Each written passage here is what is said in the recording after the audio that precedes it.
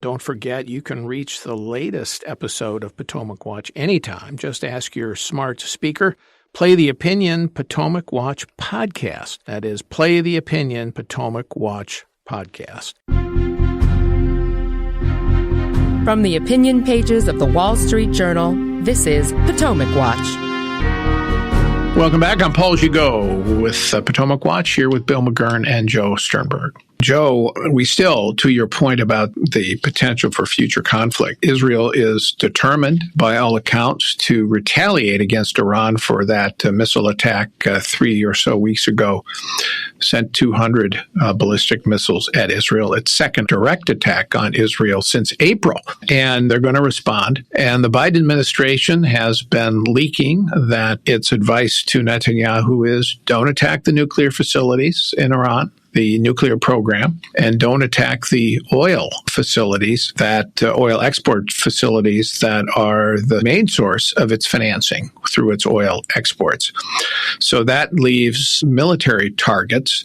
And lo and behold, now we have a leak that shows the leak of the Israeli plans apparently shared with the United States, and somebody leaked what those military targets are. If you're the Israelis, you have to wonder, can I trust the Americans? Well, I mean, I think the leak situation is outrageous, and I really think that the public needs to know as quickly as possible what has actually happened here. I mean, partly because we have had plenty of security breaches and leaks of intelligence material over the years, including just in the past few years. This one, to me, feels much worse because it involves active planning for a near-term military operation by an ally of ours. It's a war plan. Yes. I mean, it's as if the D-Day plan. Yep, we're going at Normandy, not Calais.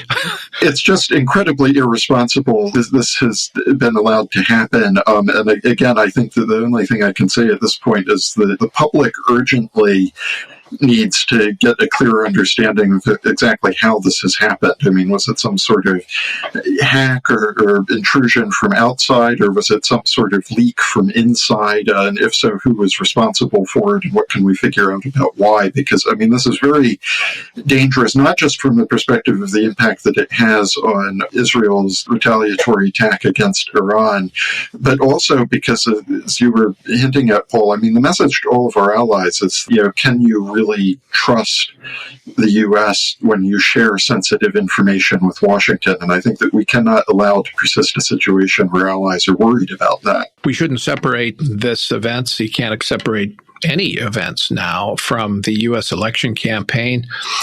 2 weeks left before Election Day. Bill, the Biden administration, President Biden, Kamala Harris, would really, really love a ceasefire deal in the next 2 weeks before the election to give a big boost to say, see, we finally brought this to a close, get some of the hostages back, including American hostages who are still held, who Joe Biden never talks about, as you've written. And there's another motivation behind this that doesn't get a lot of public attention, but is waiting in the wings, which is Joe Biden would like to get a deal between Saudi Arabia and Israel, a security deal that would be a major extension of the Abraham Accords.